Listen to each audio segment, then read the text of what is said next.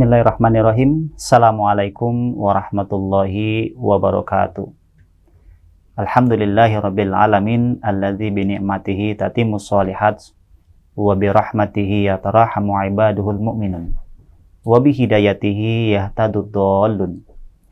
Asyhadu an la ilaha illallah wahdahu la syarikalah wa asyhadu anna Muhammadan abduhu wa rasuluhu alladzi la nabiyya ba'd. Amma ba'du.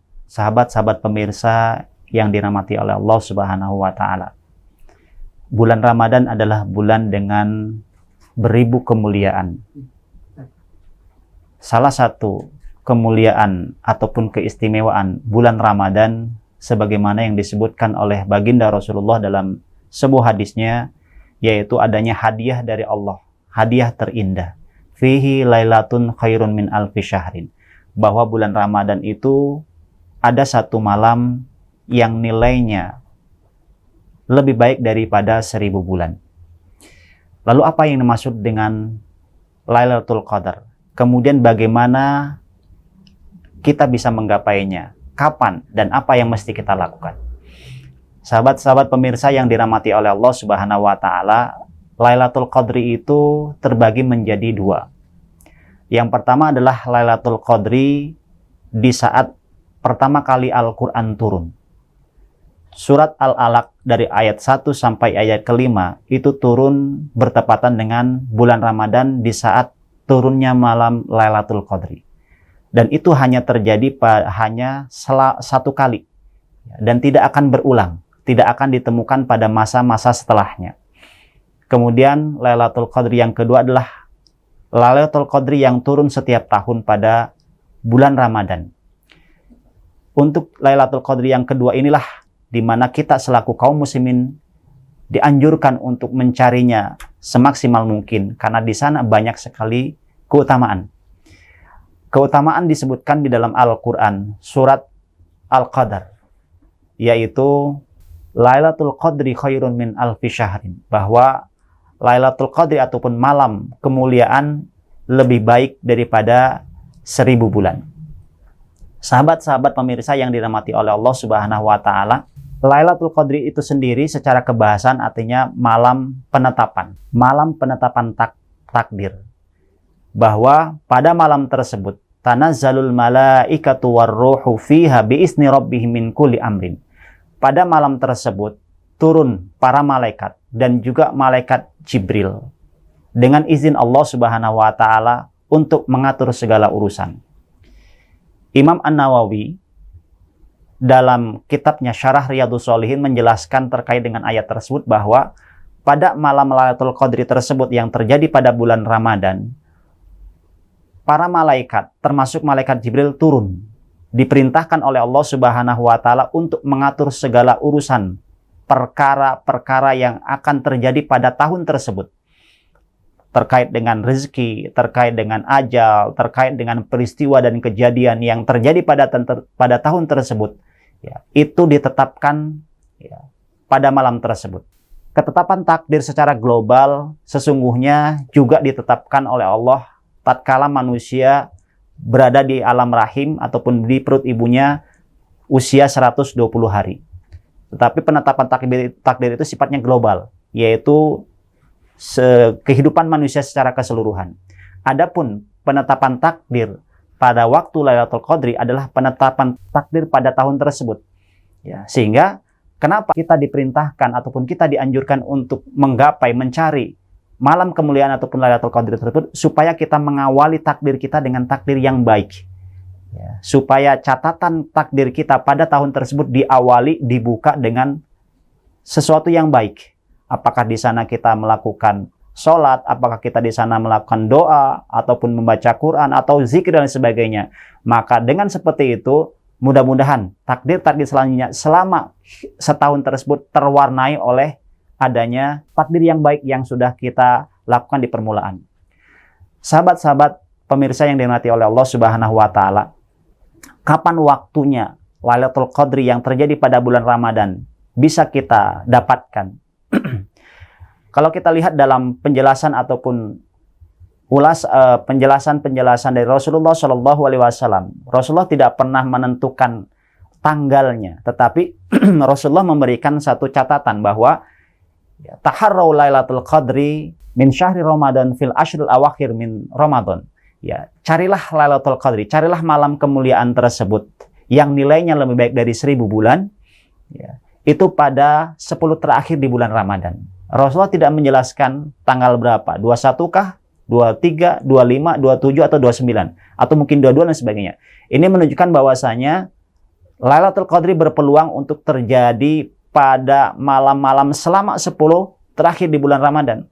Dan setiap tahun menurut para ulama itu senantiasa berubah. Tidak hanya tetap di satu tanggal, tetapi senantiasa berubah. Hikmahnya supaya kita senantiasa menghidupkan 10 terakhir.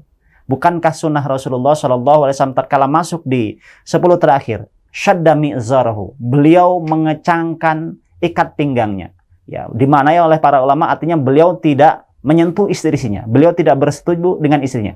Justru malah wastaiqadha ahlahu, beliau membangunkan keluarganya supaya ikut sholat, supaya ikut beribadah, supaya ikut menyemarakkan 10 terakhir dengan ibadah kepada Allah Subhanahu wa taala. Itulah sebabnya sunnah Rasulullah memasuki 10 terakhir di bulan Ramadan, beliau beriktikaf supaya lebih fokus, supaya lebih khidmat lagi dalam beribadah kepada Allah Subhanahu wa taala. Tetapi bukan artinya Lailatul Qadri hanya bisa dinikmati, hanya bisa diraih untuk mereka yang iktikaf. Lailatul Qadri itu bisa dinikmati oleh siapa saja selama tatkala Lailatul Qadri tersebut turun, orang tersebut sedang beribadah kepada Allah. Orang tersebut sedang melakukan ketaatan, baik di masjid ataupun di rumah. Artinya, walaupun ada perempuan yang pada malam tersebut terkena haid contohnya, mengalami haid contohnya, dia masih berpeluang. Bukankah wanita haid masih bisa berzikir kepada Allah, masih bisa berdoa, masih bisa melakukan kebaikan-kebaikan? Nah, kalau bertepatan dengan Lailatul Qadri, maka itu termasuk bagian dari dia mendapatkan kemuliaan pada malam tersebut. Semuanya bisa mendapatkan, tidak hanya orang yang iktikaf, hanya memang orang yang iktikaf peluangnya lebih besar. Kenapa? Dia sedang berdiam diri di masjid, kemudian melakukan ketaatan-ketaatan, ibadah, sholat, dan sebagainya, ini lebih besar. Maka dalam hal ini, di 10 terakhir inilah kita diperintahkan, kita dianjurkan untuk mengisinya. Bukan hanya pada di malam-malam tertentu, tapi 10 terakhir mestinya itu fokus kita lebih besar lagi. Sahabat-sahabat pemirsa yang dirahmati oleh Allah Subhanahu wa taala.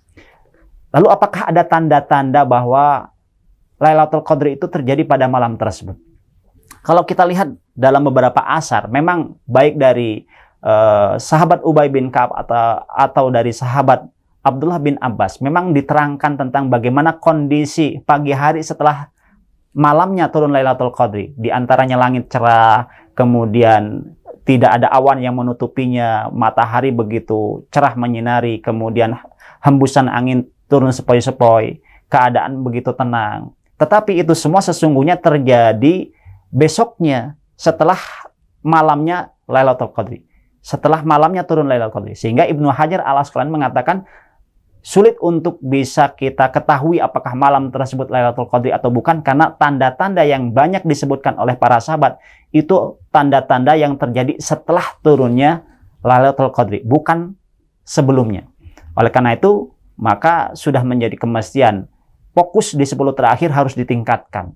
Ibaratnya kalau kita lari maraton berarti tinggal jarak terakhir, tinggal langkah-langkah terakhir kita harus segera meningkatkan kualitas ibadah kita, meningkatkan tenaga kita supaya sampai finish dengan selamat. Sahabat-sahabat pemirsa yang dirahmati oleh Allah Subhanahu wa taala, kemudian kalau kita memiliki keyakinan kuat bahwa malam tersebut adalah malam Lailatul Qadri, apa yang mesti kita baca? Doa apa yang diperintahkan ataupun dianjurkan oleh Rasulullah SAW? Hal ini pernah ditanyakan oleh ibunda kita, yaitu Siti Aisyah radhiyallahu anha. Ya Rasulullah, kalau saya meyakini bahwa malam tersebut adalah malam Lailatul Qadri, apa yang mesti saya ucapkan? Rasulullah mengajarkan, kuli, maka ucapkanlah, Allahumma innaka afuwun tuhibbul afwa fa'fu anni. Artinya, ya Allah, sesungguhnya Engkau adalah Maha Pemaaf dan Engkau menyukai orang-orang yang meminta maaf, maka maafkanlah aku. Ada sesuatu yang menarik dalam redaksi doa ini. Di sini Rasulullah menggunakan redaksi afun, artinya memaafkan, Maha memaafkan. Berbeda dengan kata ghafurun. Ghafurun artinya mengampuni. Ghafurun mengampuni dosa-dosa, artinya dosa-dosa yang kita lakukan tidak berdampak pada azab, tetapi masih ada catatannya. Dalam catatan amal perbuatan kita, dosa-dosa tersebut masih tercatat. Sedangkan untuk ungkapan afun, artinya dosa-dosa yang pernah kita lakukan, yang pernah dicatat oleh malaikat, ya, tidak berdampak kepada azab, dan juga sekaligus tulisannya hilang dari kitab tersebut. Itulah yang dimaksud dengan afun. Berasal dari kata afa, artinya menghapus.